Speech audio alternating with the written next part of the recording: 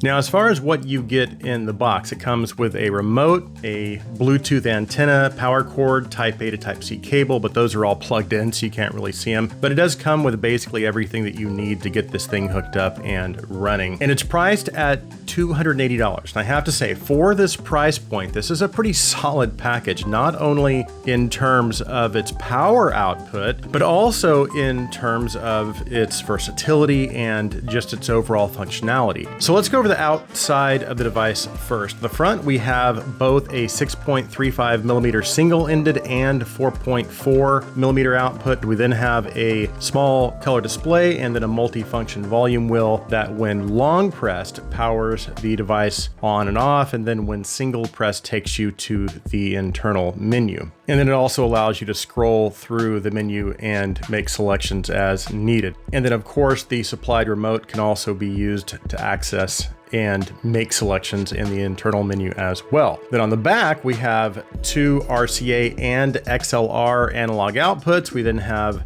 two coaxial and two optical digital inputs, which is a little unusual. Then there is a Bluetooth antenna, a Type C input, and then a power input and a power switch. Now on the inside, we have the ES9039Q2M DAC chip. It's not the Pro version, but still a very solid chip nonetheless. And it can decode up to 32-bit PCM and DSD512. It's paired with 6 OPA 1612A op amps, which give you 1.7 watts of power at 32 ohms.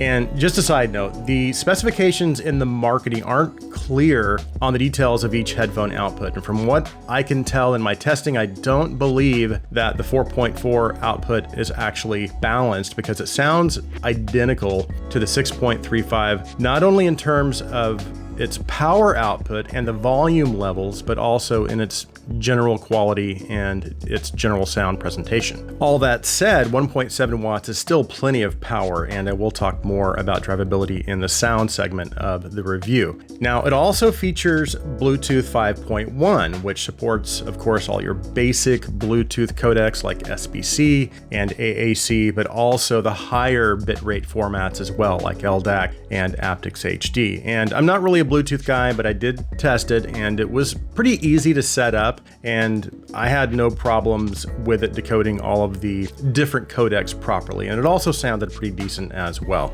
Now, as far as the internal menu, again, it's pretty easy to access using the volume knob or the remote, and the menu gives you lots of your basic options like gain settings, sound filters, input and output selections, but it also allows you to choose between 2 different UI modes, so you can change up the look or the theme of the main screen as well. You can also choose between USB 1.0 and 2.0 mode in case you want to connect to a gaming console, and then of course you can also adjust the brightness, dimmer settings, and I think there may be a few other options in there as well. As for the design and build, I do feel like this is a pretty solid device. None of the inputs or outputs feel loose. The volume will feels smooth, and the design, while maybe being a little simple, it really is very sleek looking and it looks great with the rest of the components on my desk.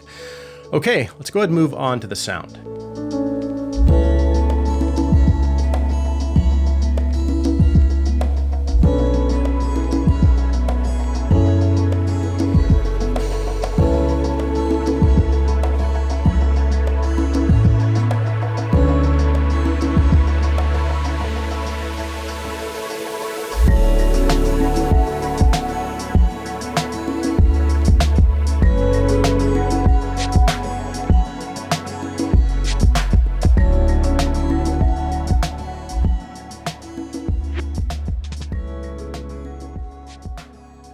So we'll go ahead and talk about the sound and drivability of the headphone outputs first, and then I'll briefly touch on how it sounded just using the line outs. So the presentation of the Raw-Mda 1 does fall within the range of neutral or linear, but it does still have just a little bit of warmth to it as well. And again, this is using the headphone outputs, but the presentation is going to be a little richer and weightier as opposed to thin or clinical. It's not going to be hyper focused on details and resolution, although it does still deliver adequate levels of detail, but that wasn't the attribute that caught my attention. My attention was more drawn to how smooth and natural instruments and vocals were portrayed. Now, just to clarify, I know I just said it's only adequate in terms of detail, but if I'm being 100% honest, it's way more than adequate. And this whole experience kind of reminds me of how I felt about the Hibi R4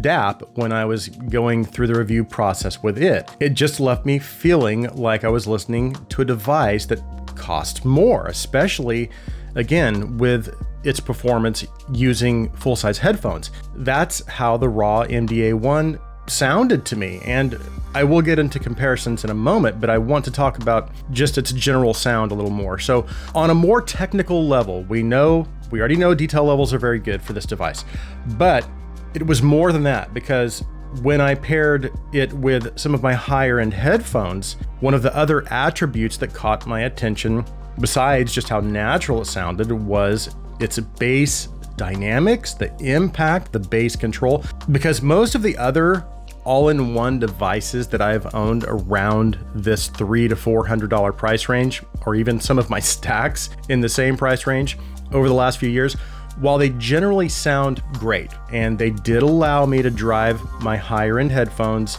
to good volume levels, and they sounded pretty solid, one of the areas they would struggle with was with the bass, with bass dynamics, and just the general incisiveness and the control of the bass. And what I mean by that is, so instead of the bass sounding nice and tight and again controlled, it could sometimes sound a little loose or mushy. The point being, the Mda 1 might not push the bass performance of my higher end sets to their max levels of performance, but it's still some of the best I've heard, probably again under $400. Now, as far as using it with IEMs, of course, in terms of power output, you have way more than enough power. Just one thing to keep in mind is, again, this does not have a 3.5 output. So if all you have are 3.5 cables, you'll either need a 6.35 adapter or a 4.4 cable. And if you have really sensitive IEMs like my 2020 Andromedas, then of course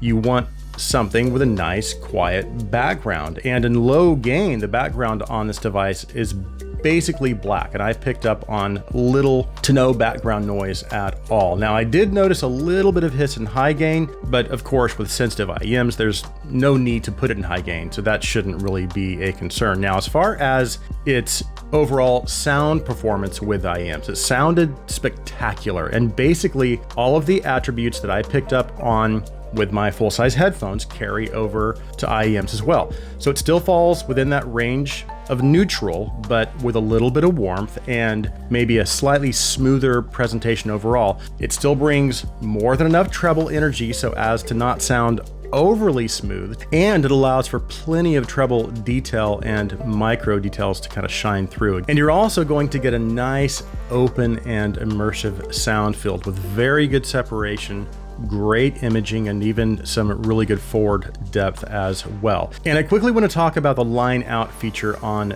this because I did test that, and I have to say, it sounds almost identical to the headphone outputs, maybe just a little more linear. So the headphone outputs are going to have a slightly weightier sound with just a touch of warmth. And I tested it in a couple of different scenarios. So using the XLRs to several of my headphone amps like the S17 Pro, the L70. Then I also tested the RCA lineouts as well with those, and also with the AU and X7S, and then a few more desktop amps. And I also tried it with my home audio system in my main living room. And again, I have to say, for this being an all-in-one under $300, I was very impressed because it basically gave me the same levels of performance that I was getting using the headphone outputs.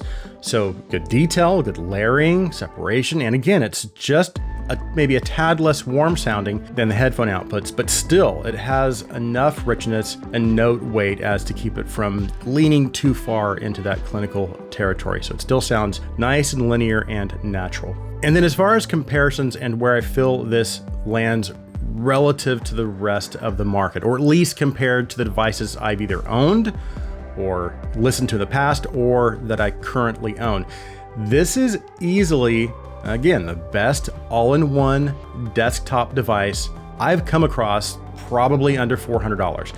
And as far as devices I have on hand that I actually did side-by-side comparisons with, and they kind of span the budget range all the way from the iFi Uno, which is around $80, then the Fio K7, which is around $200, all the way up to the Rode Technics RT5000, which is around $600. Plus, just for fun, I also compared it to some of my nicer dongles, a few DAPs, and some budget stacks like my E32 and L32 stack. And in all of my comparisons, the results were consistent, with the Raw-Mda one delivering what I felt, again, was the best performance for an all-in-one device under $400. And I didn't notice any improvements in sound performance over the Raw-Mda one until I started comparing it to some of my higher end devices, again, like the RT5000, E70, L70 topping stack, and then, of course, my reference all-in-ones like my K19, Element M2. But the bottom line is, in terms of sound performance, features, connectivity, its general build quality, I have not owned or heard an all-in-one desktop DAC amplifier that can offer this level of performance and overall value. As a matter of fact, until another all-in-one comes along that can outperform this, it's going to have a permanent spot on my desk right next to my RT5000, which means, of course, this absolutely does get my recommendation. So that concludes my review of the S.M.S.L Raw-Mda 1. If you are new to the Gazaudio channel and you like our videos, please take a minute and hit that subscribe button. And if you want to go a step further, you can also support us through our Patreon. I'll be sure and leave a link in the description. Thank you guys so much for taking the time to watch this review. Please like this video. Please share this video. I hope you guys have an awesome day.